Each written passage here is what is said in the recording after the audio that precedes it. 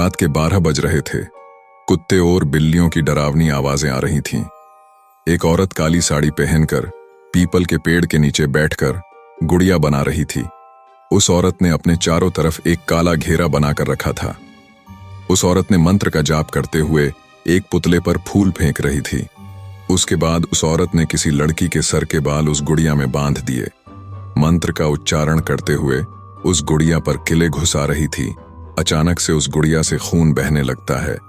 वह औरत जोर जोर से हंसने लगती है और चिल्लाते हुए कहती है, मेरा बदला पूरा हुआ। आज मैंने काला जादू का प्रयोग करके राधिका को मार डालूंगी। उसके बाद उस औरत ने गुड़िया का सर धड़ से अलग कर दिया। वह औरत जोर जोर से हंसने लगती है। वह औरत कौन थी और राधिका पर क्यों काला जादू का प्रयोग कर रही थी? सभी प्रश्नों के उत्तर मिलेंगे। आइए कहानी की शुरुआत करते हैं।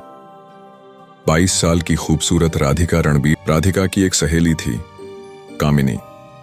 कामिनी एक घमंडी बदसूरत लड़की थी। कामिनी राधिका से नफरत करती थी क्योंकि कामिनी रणबीर से प्यार करती थी, पर रणबीर राधिका से प्यार करता था। उसी वजह से कामिनी रणबीर और राधिका दोनों से नफरत करती थी, पर राधिका को यह बात मालूम नहीं थी। राधिका कामिनी को अपनी छोटी बहन मानती थी। शादी के कुछ दिन पहले की बात है। राधिका और कामिनी साथ में शॉपिंग करने मार्केट गई थी। तब कामिनी ने राधिका को मारने का प्लान बनाया। कामिनी काला जादू करना जानती थी। उसने काले जादू की मदद से राधिका पर हमला करने के बारे में सोचा। कामिनी ने काला जादू का प्रयोग करके सीढ़ियों में फिसलन कर दिया। जब राधिका सीढ़ियों में पैर रखने वाली थी, तब अचानक राधिका का फोन बजता है। फोन के दूसरी तरफ से रणबीर हेलो बोलता है। राधिका बहुत खुश हो जाती है और रणबीर से बातें करते करते राधिका शॉपिंग मॉल के बाहर चली जाती है। कामिनी को बहुत गुस्सा आता है। कामिनी सोचने लगती है, काश राधिका ने सीढ़ियों में पैर रखा होता तो राधिका आज जिंदा बच नहीं पाती। आज तुम्हारी किस्मत अच्छी थी, इसीलिए बच गए। मैं दोबारा तुम्हें मारने की कोशिश करूंगी। रणबीर सिर्फ मेरा है और मैं रणबीर को किसी का भी होने नहीं दूंगी। शादी के एक दिन पहले कामिनी रणबीर के पास जाती है और रणबीर से कहती है, रणबीर मैं तुमसे बहुत प्यार करती हूं, आप मुझे अपना लीजिए। मैं राधिका से ज्यादा प्यार आपको दूंगी। तब रणबीर कहता है, तुम कभी भी राधिका की जगह नहीं ले सकती। मैं सिर्फ राधिका से प्यार करता हूं, तुम यहां से चली जाओ। कामिनी गुस्सा हो जाती है और गुस्से में कामिनी कसम खाती है वह राधिका को मार डालेगी। अगर रणबीर मेरा नहीं हुआ तो मैं उसे किसी का भी नहीं होने दूंगी।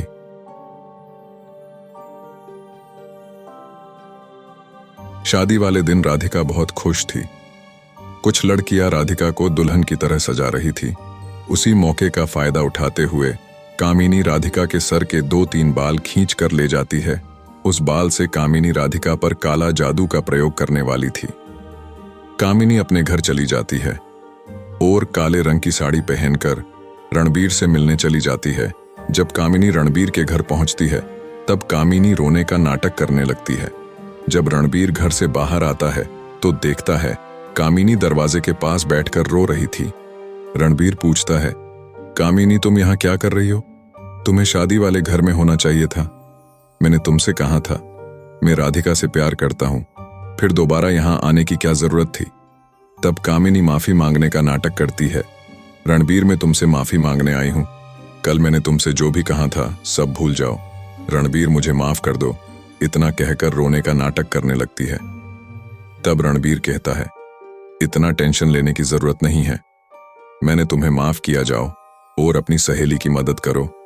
आज उसकी शादी है। तब कामिनी अपने मंत्र शक्ति का प्रयोग करके रणबीर को सम्मोहित कर देती है। रणबीर एक पुतले की तरह हो जाता है। उसी मौके का फायदा उठाते हुए कामिनी ने रणबीर के सर से कुछ बाल काट लिए और अपने साथ लेकर गई। कामिनी के जाने के बाद रणबीर पहले जैसा नॉर्मल हो गया था।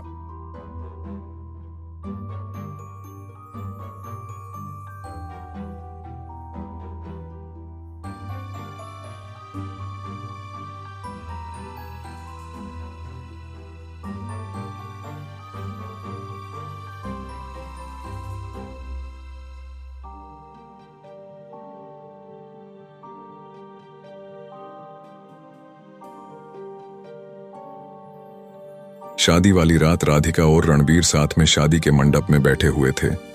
राधिका घूंघट के पीछे अपना चेहरा छुपा कर रखी थी और रणबीर फूलों का सेहरा पहन कर रखा था। पंडित जी मंत्रों का उच्चारण करते हुए शादी की तैयारियां करने लगते हैं। शादी में मेहमान भी आने लगते हैं। सब कुछ अच्छा चल रहा था। तभी दूसरी तरफ पीपल के पेड़ के नीचे बैठकर कामिनी गुड़िया बना रही थी। कामिनी अपने चारों तरफ एक काला घेरा बनाकर रखा था। कामिनी मंत्र का जाप करते हुए एक पुतले पर फूल फेंक रही थी। उसके बाद राधिका के सर के बाल उस गुड़िया में बांध दिए। मंत्र का उच्चारण करते हुए उस गुड़िया पर किले घुसा रही थी। जब कामिनी गुड़िया पर काला जादू कर रही थी, उसका असर राधिका पर हो रहा था। शादी के मंडप पर राधिका का शरीर खून से लथपथ था। किसी को कुछ भी समझ में नहीं आ रहा था, ऐसा क्यों हो रहा है। और इधर कामिनी गुड़िया पर किले घुसा रही थी और जोर जोर से हंस रही थी और कह रही थी, रणबीर मेरा नहीं हुआ तो क्या हुआ, मैं तेरा भी होने नहीं दूंगी। और इधर राधिका दर्द से छटपटा रही थी। देखते ही देखते कामिनी ने गुड़िया का सर धड़ से अलग कर दिया और इधर शादी वाले मंडप पर राधिका का सर धड़ से अलग हो गया था। सब लोग इतना डरावना नजारा अपने आंखों से देखकर घबरा गए और इधर उधर भागने लगते हैं। और इधर कामिनी जोर जोर से हंसने लगती है और कहती है, रणबीर अगर मेरा नहीं हो सकता तो मैं उसे किसी का भी होने नहीं दूंगी। कामिनी कहती है, अब मैं रणबीर पर काला जादू का प्रयोग करूंगी। रणबीर को मेरा गुलाम बनाऊंगी। मैं जो कहूंगी रणबीर अब वैसा की करेगा। कामिनी ने रणबीर के सर के बाल गुड़िया में बांध देती है और मंत्र का उच्चारण करने लगती है। और इधर रणबीर सम्मोहित होने लगता है। रणबीर शादी के मंडप से उठता है और कामिनी से मिलने चला जाता है। रणबीर जब कामिनी के पास पहुंचता, कामिनी रणबीर से कहती है, चलो मेरे साथ, हम दोनों अभी शादी करेंगे। मैं दुल्हन की तरह सज कर आती हूँ, आप थोड़ा इंतजार करिए। और इधर पुलिस आती है। पुलिस राधिका की लाश को पोस्टमार्टम करने के लिए भेज देती है। पुलिस सबसे पूछताछ करते हैं, राधिका की मौत कैसे हुई है। सब लोग खामोश थे क्योंकि किसी को भी सच्चाई पता नहीं था। जब पुलिस रणबीर के बारे में पूछते हैं तब सब लोग कहते हैं, दूल्हा अचानक बिना बताए कहीं चला गया है, आप दूल्हे को ढूंढिए। पुलिस रणबीर को ढूंढने निकल जाते हैं।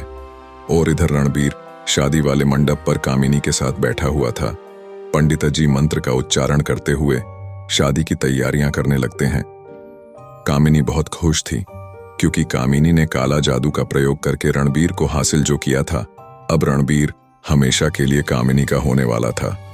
कामिनी अपने जीत पर खुशियां मना रही थी। तब पुलिस वहां आती है और हवा में एक गोली चला देते हैं और कहते हैं, रणबीर अपने आप को पुलिस के हवाले कर दो वरना अंजाम बुरा होगा। रणबीर खामोश बैठा हुआ था। रणबीर पूरी तरह से कामिनी की बश में था। तब पुलिस रणबीर को जबरदस्ती ले जाने की कोशिश करने लगते हैं। तब कामिनी काला जादू का प्रयोग करके पुलिस वालों को बेहोश कर देती है।